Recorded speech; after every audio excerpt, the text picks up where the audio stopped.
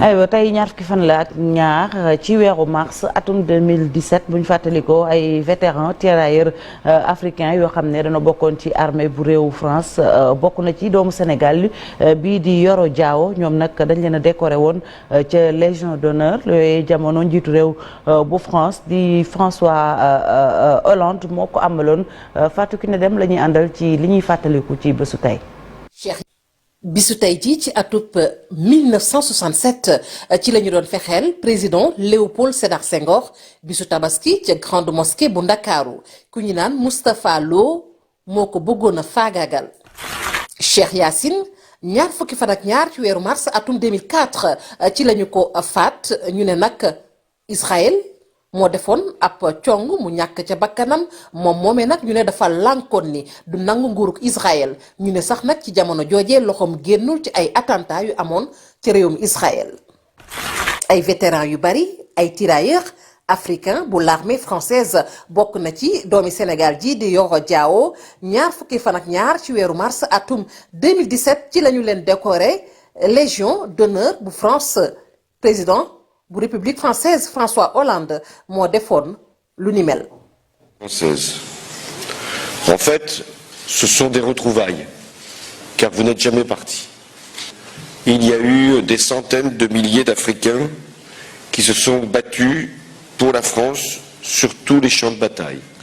aywa mu nekkoon yi doon fàttaliku tey muy un jour au Sénégal un jour dans le monde Chérif li ñu def taxaw seetlu muy li xewoon atum 2017 ak doomu Sénégal bu bokkoon ci vétéran yooyu ak muy tirailleur yu armée bu France nekk itam doomu Afrique ñu décorer leen woon foofu. oui c'est normal parce que jëf nañ jëf joo xamante ne France bokk nañ ci ñi ko sauvé libéré ko. ba général de Gaulle jaaxle. dina woo yoon ñii di tirailleurs Sénégal ñu jàppale donc bu ci amee ñoo xamante ni ñi ngi doon dund ba leen di décorer am na solo parce que reconnaissance dafa baax.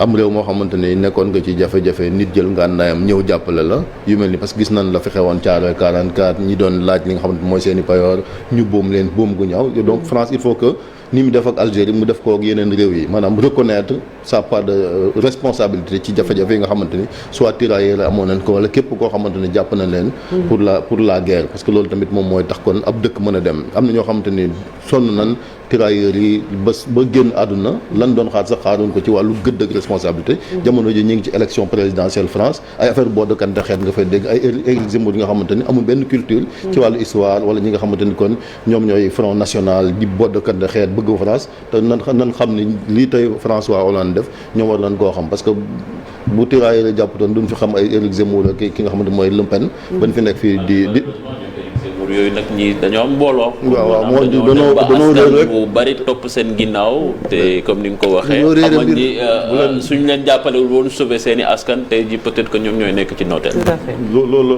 lañ bëgg a xam mooy reconnaissance en tout cas parlant de reconnaissance si dañuy xam nga sax xam naa incha allah gis naa document bi leen ci ñëwaat. mooy tamit gis nga ko famille jàmbaar yi nga xamante ni guerre golfe bi.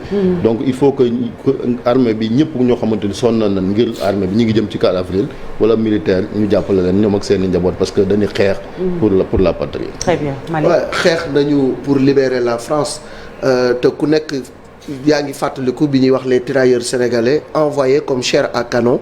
maanaam ci guerre bi ñoom lañ daan jiital. ñu wane fa njàmbaar wane fa lu nga xamante ni nii ba léegi dafa des ci taarixu France tey France bu demee bay dóor ay hamburgeram wala di lekk ay shawarma ak yu ni mel war nañ koo gërëmee Sénégal ndax maa ngi fàttaliku rek bindkat ba mi ngi doon bind ni mon sang à tous les calvaires a rougi la neige mon sang à tous les levants a rougi la nature. parce que ñoom ñoo doon dem di xeex pour libérer la France. tey bu ñu demee ba nga xam ne am na ci ñu nga xam ne mucc nañu ñu leen di takkal ay raaya loolu lu jaadu la. reconnaissance la. de la France. à l'égard de l'Afrique parce que les tirailleurs n'étaient pas que sénégalais ils venaient d'un peu partout en Afrique pour aller défendre la France donc loolu lu ñu war a di fàttaliku la saa su nekk ba ñi nga xam ne tey dañ fa nekk di indi ab bot di compter ñu xamal leen ni tey bu seeni maam toogee ba nekk ci jàmm suñuy maam a tax ndax dem nañu maa ngi fàttaliku suma benn paa bu ma doon wax ne bu ñu musaana toog di gis yeneen armée allemande bi di ñëw dañ daan tari sunuy laxat jaakum. bi ñu demee ba nga xam ni jékk nañu benn moment ñu gis allemand yi di ñëw tubaab yi naan sénégalais yi jaakum tari leen laxat jaakum. donc mu mel ni que au-delà de tout cela. les sénégalais ont été braves. Macha Allah. Ils se sont battus pour libérer la France.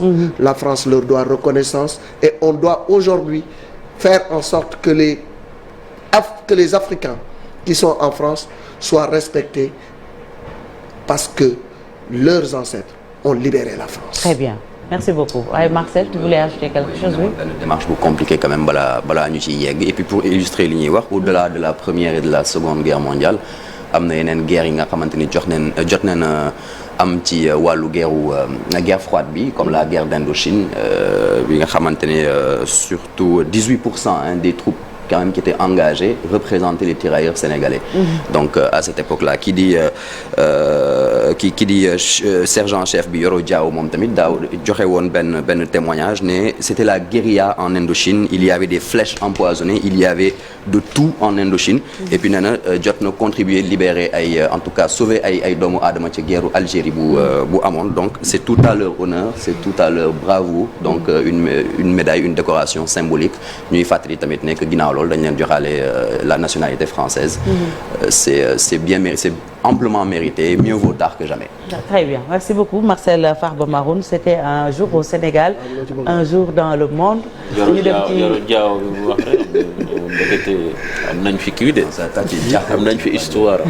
te xam nga temps booy ñu ngi doon foyer sax benn phrase. naan Hitler da doon wax di si ce n'était pas ces noirs. nombreux comme des mouches et agiles comme des chats. je mettrais la France et De Gaulle dans une bouteille fermée. bu leen Poutine songoon ñu woowaat nii. jërëjëf suñu ñoom maam ñoo doon jàmbaar fàq tëdd la ñu woon. barke Rasul ñun bokk nañ ci ñi bind taarix. surtout il faut que les racistes la xam ko. ak ay extrême droite ak seen xeetu politiciens yu bees yooyu nga xam ne ay populistes kese lañ. absolument dara mënuñ koo régler. yaa ngi dégg ni BRT baa ngi ni kan jox marché bi ay français. ñu dem moom tamit pour kii xibaar yi nag. moom kay mënoo def émission bi yëpp non c'est pour Chérif mënoo def émission bi yëpp nag. yaa ma jox kàddu gi yaa ma jox kàddu gi yaa ma jox paas. président waa comité bi yéen a ngi xeex ci seen biir. kon waxtu jàll jot na ñu dem ci xibaar yi tënk jël naa aywa.